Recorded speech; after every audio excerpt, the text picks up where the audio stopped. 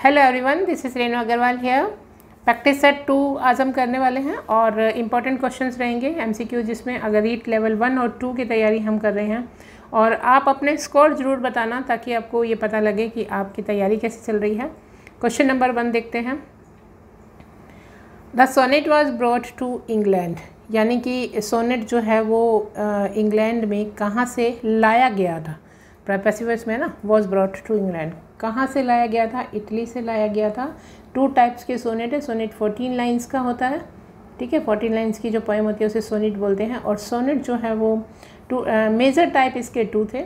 जैसे एक तो था हमारा इटालियन सोनेट, ठीक है, एक तो हो गया इटालियन, और इसी का दूसरा नाम पेट्रार्कन सोनेट भी था। इसी को ट्रेडिशनल सोनेट भी बोला जाता था। एक हमारा था इंग्लिश सोनेट। इंग्लिश सोनेट को क्या बोला जाता था? शेक्सपियरियन सोनेट बोला जाता था। और उसी को ही जो है स्पेंसरियन सोनेट भी बोला जाता था। उसमें कुछ वेरिएशन रहे थे, वो मैं आपको बाद में बताती हूँ नेक्स्ट क्वेश्चन में। नेक्स्ट क्वेश्चन है हमारा articulatory phonetics is the study of. तो जो आर्टिकुलेटरी फोनेटिक्स है, इसमें हम किसकी स्टडी करते हैं? इसे समझने के लिए पहले आपको ये देखना होगा कि एक होता है स्पीकर ए, एक होता है स्पीकर बी, ठीक है। ये बोलता है, ये सुनता है, लिसनर बन जाता है। ये बोलता है तो ये लिसनर हो जाता है। तो देखिए इसमें क्या होता है कि the vocal organs are used to produce speech sounds जो होते हैं, यानी कि जो वोकल ऑर्गन्स होते हैं उनका यूज़ किया जाता है प्रोडक्शन के लिए। जो हम वर्ड प्रोनाउंस करते हैं, वर्ड जो है प्रोडक्शन होता है उनका। तो ये प्रोसेस यहाँ से, ये स्पीकर से शुरू हुआ, उसने स्पीच किया, बोला कुछ, तो उसको बोलते हैं, उसकी स्टडी हम करते हैं आर्टिकुलेटरी में, ठीक है। और इसका आंसर भी हमारा यही होगा। उसके बाद आता है कि ये जो एक प्रोसेस ये रहता है, देखिए यहाँ का जो बीच की ये जो वेव्स आती हैं, ठीक है। एक फिर ये यहाँ होता है कि ये जो लिसनर सुनता है, तो जो ये सुनने वाला काम होता है the way people perceive speech sounds, तो ये आपका ऑडिटरी में काम होता है। और the physical properties of speech sound, ये आपका जो है वो एक्वेस्टिक में होता है, ठीक है। तो इनके नाम भी देख लेते हैं एक बार। एक हो गया आर्टिकुलेटरी, दूसरा हो गया आपका ऑडिटरी। अगर ये पूछे तो आंसर में आपको देखना है कि ये दिया हुआ हो तो हमारा आंसर ये हो जाएगा, ये होता तो ये हो जाता, ठीक है। तो इस तरह से आपको 3 क्वेश्चन यहाँ से तैयार हो जाते हैं। तो नेक्स्ट में देखिए, नेक्स्ट क्वेश्चन है शेक्सपियर रोट डैश सोनेट्स। कितने सोनेट लिखे थे उसने? तो ये तो बहुत ही सीधा सा क्वेश्चन है, 154 जो है उसने लिखे थे, ठीक है। नेक्स्ट क्वेश्चन है the Petrarchan sonnet has 2 parts. हर एक सोनेट की 14 लाइन्स जो है 2 पार्ट्स में डिवाइड होती थी। तो जो ये पेट्रार्कन सोनेट था ये डिवाइड था 8+6 में, ठीक है। और जो हमारा इंग्लिश सोनेट था वो 12+2 में डिवाइड था। तो जो 8+6 वाला है, 8 का मतलब जिसमें 8 लाइन्स होती हैं वो स्ट्रेंजा को बोलते हैं ऑक्टेव, और जिसमें 6 लाइन्स होती है उसे बोलते हैं सस्टेट। तो पेट्रार्कन का जो सोनेट था उसके 2 पार्ट्स इस तरह से थे। क्वेश्चन ऐसे भी आ जाता है कि सेकंड पार्ट को क्या कहते हैं, तो सस्टेट हो गया पेट्रार्कन का। फर्स्ट पार्ट को क्या बोलते हैं, तो ऑक्टेव हो गया। इसी तरह से जो शेक्सपियरियन सोनेट या इंग्लिश सोनेट जो था उसमें क्या था, ये 12+2 वाला जो था, इसमें 3 तो क्वार्टेंस थे और 1 कपलेट था। क्वार्टेंस का मतलब क्या होता है? जो क्वार्टर होता है वो 4 का होता है, और उसमें इस तरह से 3 थे, 4 लाइन्स की 3 स्टेंजा थे, तो इस तरह से ये 12 थे। और कपलेट क्या होता है? जिसमें 2 लाइन्स होती है, तो 2 इस तरह से थी। तो इसमें भी उसी तरह से क्वेश्चन बन जाता है, ठीक है। तो आपको ध्यान रखते हुए इसे करना है। नेक्स्ट है the second part of Shakespearean sonnet is called, यानी कि हमें वही पूछा है कि इसका सेकेंड पार्ट को क्या बोलते हैं, जैसा हमने अभी पीछे डिस्कस किया। तो सेकेंड पार्ट इसका जो है वो है कपलेट। इसमें 2 लाइन्स रहती है, ट्रिपलेट में 3, सस्टेट में आपकी 6 हो जाती है, ठीक है। Milton wrote dash sonnets. Shakespeare ने कितने लिखे थे? 154। साथ ही साथ पिछला रिवाइज भी हो रहा है आपका, इस तरह से अगर हम कर लेते हैं। मिल्टन ने लिखे थे 24। नेक्स्ट क्वेश्चन है जिसमें आसान है, थोड़ा सा जल्दी जा सकते हैं, उसमें निकल जाते हैं जल्दी जल्दी। The Italian sonnet is also known. जैसा मैंने अभी फर्स्ट क्वेश्चन में आपको बताया था कि इटालियन सोनेट का दूसरा नाम था पेट्रार्कन सोनेट, इसे इसी नाम से भी जाना जाता था। और जो इंग्लिश सोनेट था उसे शेक्सपियरियन, स्पेंसरियन और इंग्लिश सोनेट के नाम से जाना जाता था। अब इसे स्पेंसर ने क्या किया था, उसी के नाम पे इसका नाम पड़ा था। उसने क्या किया था, वेरिएशन कर दिया था। जो इसकी जो राइम स्कीम थी इंग्लिश सोनेट की, उसमें वेरिएशन कर दिया था। इसने कौन सी राइम स्कीम लगा दी, इंटरलॉक्ड यूज़ की थी। इंटरलॉक्ड का मतलब क्या होता है, इसे अभी समझते हैं। यहाँ पर इंटरलॉक्ड का मतलब देखिए, जैसे इसने जो राइम स्कीम ली वो ले ली ए बी, और जो सेकंड था उसमें ले लिया बी सी, और थर्ड में इसने लिया सी डी। अब ये इंटरलॉक कैसे है, लास्ट बची थी ई। तो देखो इंग्लिश सोनेट से मैच कैसे कर रहा है, सबसे पहले तो ये देख लेते हैं। राइम से स्कीम तो इसकी डिफर है ही। इसके देखिए 3 क्वार्टेन है जो कि इंग्लिश सोनेट में है और एक इसमें कपलेट है, ठीक है। तो ये तो सारा सिस्टम तो वही था, बट इसमें राइम स्कीम में वेरिएशन दिया। इंटरलॉक्ड कैसे हुई, जो इसका लास्ट था इसको इसने नेक्स्ट में स्टेंजा में फर्स्ट बना दिया, यानी बी। इसमें लास्ट सी था तो इसमें इसने ये फर्स्ट बना दिया। हमने सोनेट के बारे में एक की पॉइंट्स किए हुए हैं जिसमें सभी टाइप्स के सोनेट को डिटेल स्टडी किया है। बहुत छोटी सी वीडियो है, आप उसे ज़रूर देखना। डिस्क्रिप्शन में जो है आपको लिंक मिल जाएगा, ठीक है। नेक्स्ट इसमें ये वेरिएशन इसने दिया तो इसको क्या बोला गया, शेक्सपियरियन सोनेट अलग भी बोला जा सकता है इसे। बाकी टाइप्स 2 में तो ये जाता ही है इंग्लिश सोनेट में। नेक्स्ट है कर्टेल सोनेटिस। जो कर्टेल सोनेट है इसको शॉर्टन कर दिया गया था और इसमें जो लाइंस थी वो थी 10.5, ठीक है, 10+1/2।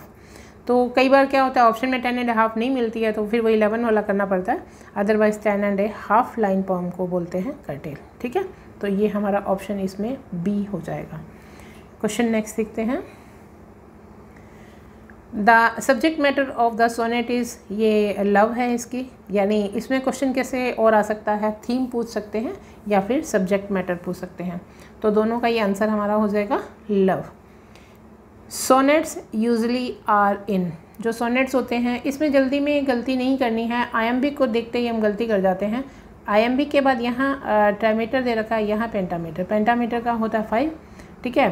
तो ये हमारा आंसर है। इसमें 10 सिलेबल रहता है। 10 सिलेबल में एक स्ट्रेस एक अनस्ट्रेस इस तरह रहता है, स्ट्रेस अनस्ट्रेस, ठीक है, इस तरह का पेयर रहता है। ये 5 पेयर्स रहते हैं, ओके। तो ये है हमारा है आयम्बिक पेंटामीटर। नेक्स्ट क्वेश्चन है,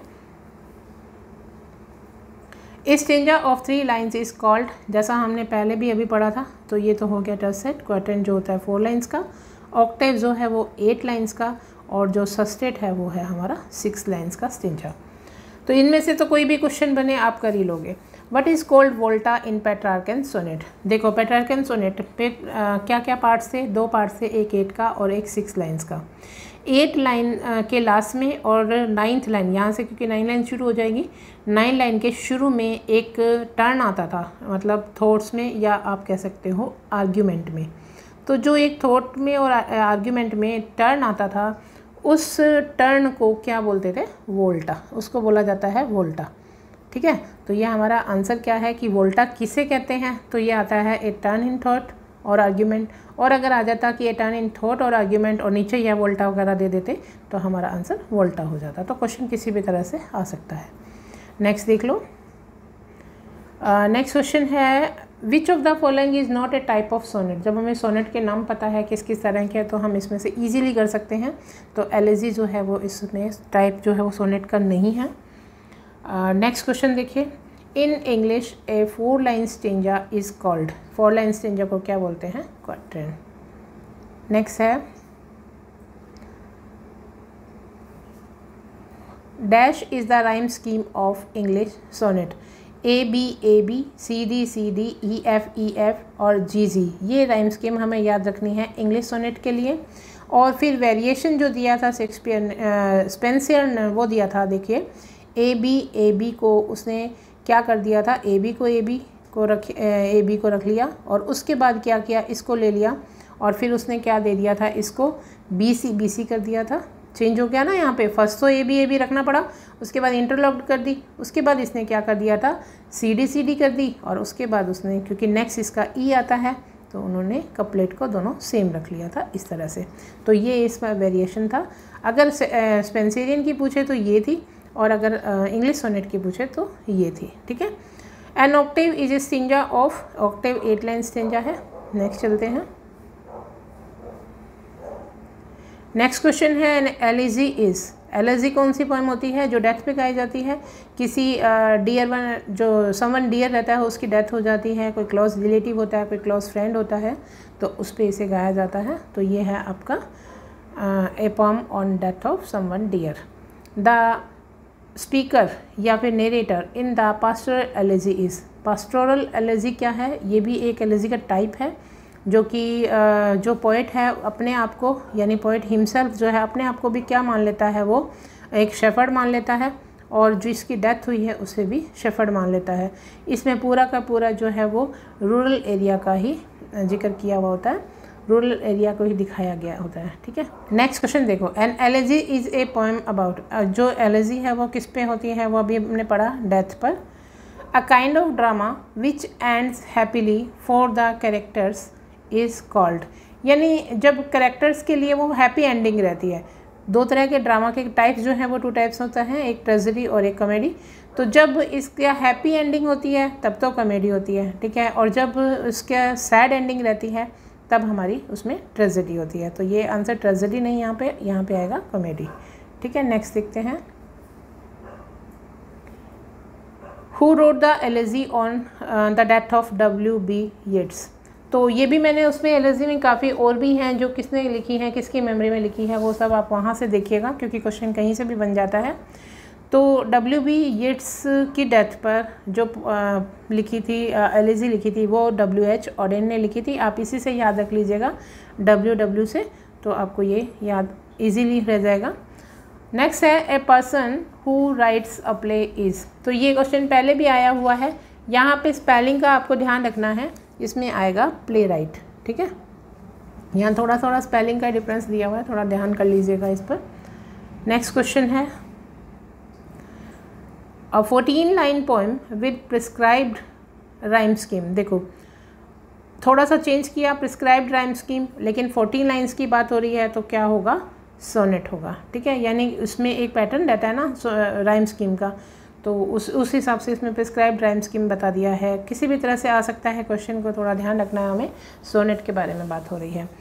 an epilogue in a poem appears, तो जो देखिए इसमें क्या होता है, एक होता है एपिलॉग और एक होता है प्रोलॉग। ठीक है, तो जो एपिलॉग होता है वो at the end of the play रहता है, और जो प्रोलॉग होता है वो ओपनिंग में रहता है। तो इसको आप इन द बिगनिंग भी कह सकते हो, बिगनिंग ऑफ द प्ले। ये इंट्रोड्यूस करवाता है कि किस तरह की स्टोरी होगी इसमें, यानी कि स्टोरी में क्या है वो सब ये इंट्रोड्यूस करवाता है। और यहाँ पे जो है वो एंड हो जाता है, तो ये एपिलॉग रहता है। तो ये हमारा आंसर क्या हो जाएगा? At the end of the play जो है वो एपिलॉग अपीयर होता है। ठीक है, नेक्स्ट है हमारा all the dialogues in A drama contain the thoughts and feelings of. देखो ड्रामा में जो थॉट्स और फीलिंग्स होती है वो किसकी होती है? वो कैरेक्टर्स की होती है। ऑडियंस ऑथर इनका तो कोई काम नहीं है, इनकी फीलिंग्स का वहाँ पर सारे जो हैं वो फीलिंग्स और थॉट्स किसके होते हैं? कैरेक्टर्स के होते हैं। The soul of tragedy is, देखो सोल ऑफ ट्रेजेडी क्या है, यानी कि ट्रेजेडी की आत्मा किसे माना गया है? ये किसने कहा? ये एरिस्टोटल ने बताया। ठीक है, कि ये सोल ऑफ जो ट्रेजेडी है वो प्लॉट है, ये एरिस्टोटल के द्वारा बताया गया। और क्वेश्चन बहुत इंपॉर्टेंट है, आप इंपॉर्टेंट मार्क कर लीजिए इसको, चाहे आ सकता है, और आपको ध्यान रखना है कि प्लॉट आएगा इसका आंसर। नेक्स्ट देखो, a standard sonnet is a form of, अब यहाँ पे स्टैंडर्ड दे दिया, स्टैंडर्ड सोनेट कौन सा होता है? वो भी 49 का ही होता है। Elegy is derived from the dash word elegos. Elegos में मतलब देखिए हमें यहाँ पे बताना है कि ये जो वर्ड था वो कौन सी लैंग्वेज का था? वो ग्रीक का था, और जिसका इसका एलोगस का मीनिंग क्या होता है? Song of morning. क्या मतलब हुआ इसका? जिसमें विलाप रहता है, यानी दुख का सॉन्ग, दुख की पोएम। ठीक है, नेक्स्ट है आपका the word sonnet is derived from. ये सोनेट वर्ड कहाँ से आया है, इसमें हमें बताना है कि कहाँ से आया है। इसमें स्पेलिंग का थोड़ा सा देख लेना है आपको, बाकी देखिए सभी सेम वर्ड है, बस स्पेलिंग आपको आनी चाहिए। तो देखिए सोनेट में डबल एन है और यहाँ पे टी जो है वो डबल हो जाएगा, SONETTO। और ये इटालियन वर्ड है, वो ग्रीक था, ये इटालियन वर्ड से है और इसका मीन क्या होता है, अ लिटिल सॉन्ग, ठीक है, अ लिटिल सॉन्ग, या फिर आप इसको क्या कह सकते हैं, सॉन्ग की जगह पर वहाँ लिटिल साउंड भी दिया हुआ हो सकता है, ठीक है। नेक्स्ट है आपका the principal character in a play is called. देखो प्रिंसिपल कैरेक्टर कौन होता है, जो मेन रोल कर रहा होता है, तो एक मेन कैरेक्टर बोल सकते हैं इसे आप, या फिर आप क्या बोल सकते हैं, इसे लीडिंग कैरेक्टर बोल सकते हैं, और या हम इसे कह सकते हैं सेंट्रल कैरेक्टर, ठीक है। तो इन सभी को क्या कहते हैं, इन सभी को हम कहते हैं प्रोटोगनिस्ट, जिसके इर्द गिर्द सारी स्टोरी घूमती है और इसको अपोज करता है, विरोध करता है हर बात पर, वो विलेन होता है, उसे बोलते हैं, यानी इसका एंटी रहता है, वो एंटागोनिस्ट होता है। तो क्वेश्चन दोनों में से कोई भी आ सकता है। अब आपके लिए 2 होमवर्क क्वेश्चन है, यानी आपका नॉलेज टेस्ट करने का टाइम आ गया है, वो आपको कमेंट सेक्शन में बताने हैं उनके आंसर्स, ठीक है। तो ये क्वेश्चन आप देख लीजिए, the rhyme scheme of Spenserian sonnet is dash dash, ये जो भी है आपका आंसर देखिएगा। According to RP there are wall phonetic phonemes in English. Set 1 भी हमने किया है, अब वो भी आप देखिएगा और हमें कमेंट करके आंसर बताइएगा कि क्या है। और थैंक यू फॉर वॉचिंग। आपको वीडियो अच्छी लगी है तो शेयर ज़रूर कीजिएगा और अपना स्कोर भी शेयर करिएगा।